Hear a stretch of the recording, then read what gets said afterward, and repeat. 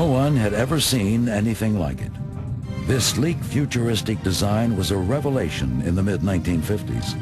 And once people began to witness the remarkable speed and performance of Convair's B-58 Hustler, it was clear this was no ordinary airplane.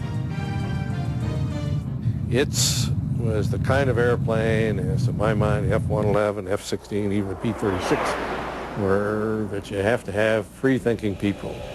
People that are innovative, not afraid to take a risk, not afraid to go out on the limb.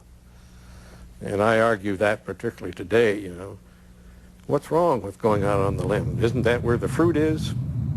At a time when air power still meant big, heavy bombers, the Convair company challenged the status quo. Capable of delivering the same nuclear bomb as the massive B-52, the B-58 was more compact and more maneuverable, but above all else, it was faster, much faster.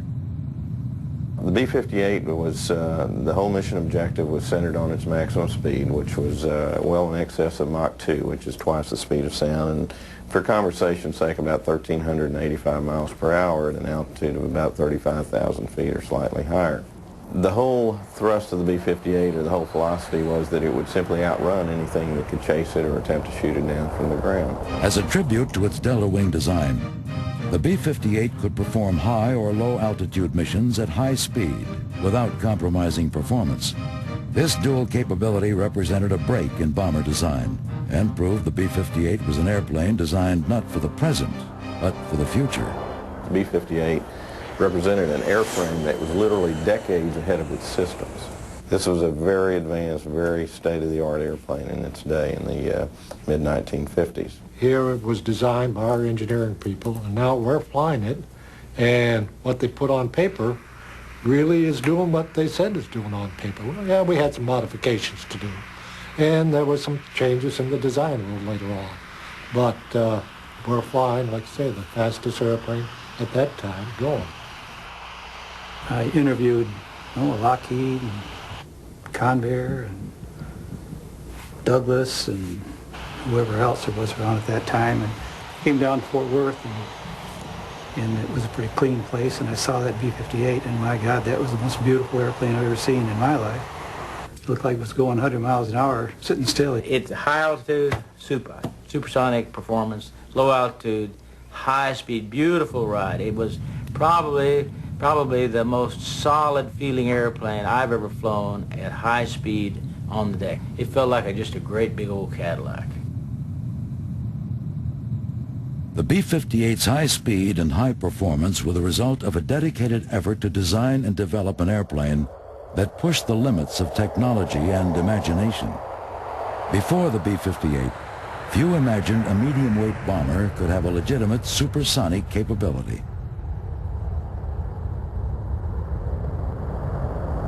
One of the things that was a joy to us, and was to me, you knew that you were flying the top-notch airplane, and you had all this wonderful engineering going on, and you just feel like, boy, I'm sitting on top of the world. During a 3-year period between 1960 and 1963, the B-58 captured no fewer than 19 official world records for aeronautical superiority. It was the product of engineering genius from the minds of men not afraid to take risks. And with performance that was second to none, the Convair B-58 Hustler should be recognized once and for all as one of the world's great planes.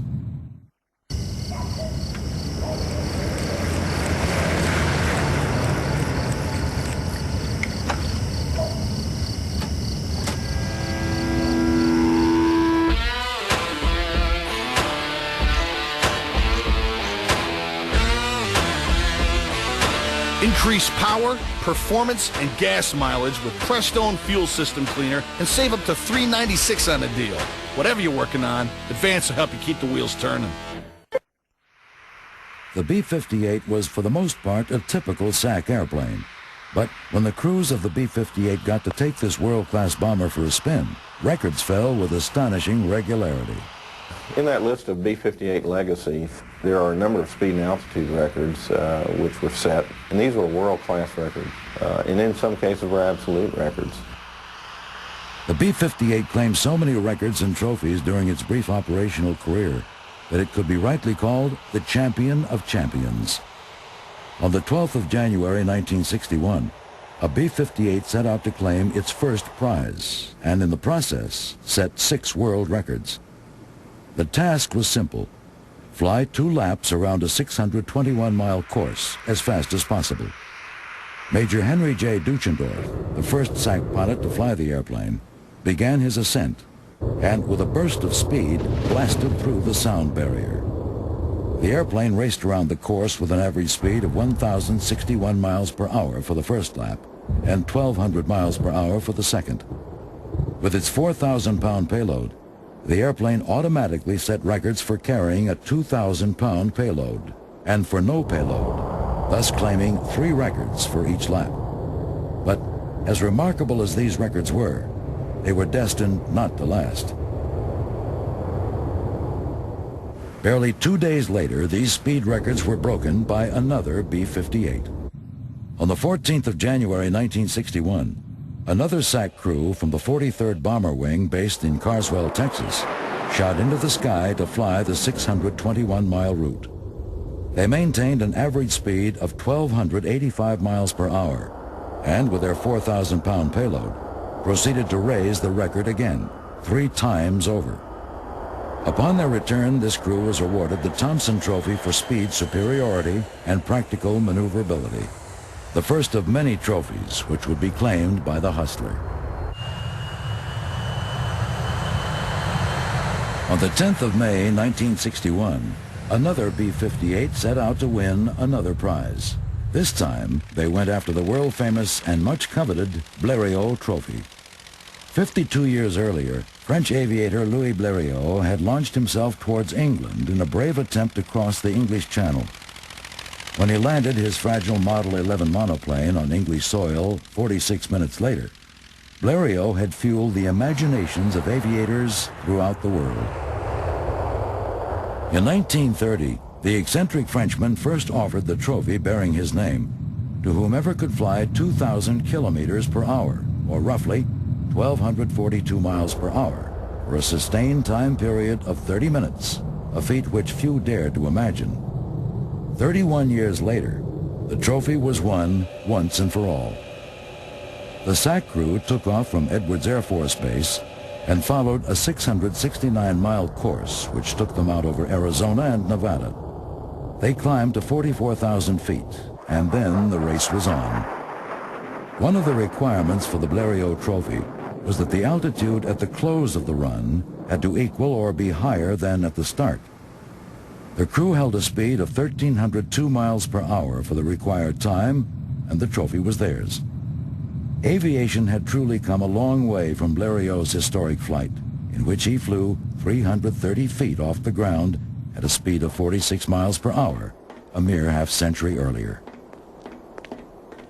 After their success, Majors Eugene Murphy, David F. Dickerson, and Eugene F. Moses traveled to Paris to accept the trophy from Madame Blériot, a trophy which will forever be held by the B-58.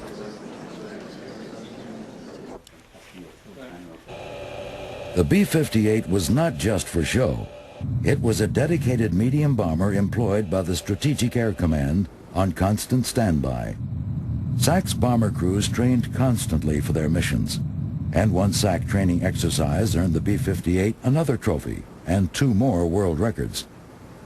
In the spring of 1961, under the codename Operation Heat Rise, a SAC bomber headed cross-country from Los Angeles to New York. The airplane slowed down twice to refuel and then continued on, flying over Main Street, USA. Not bound by normal SAC regulations,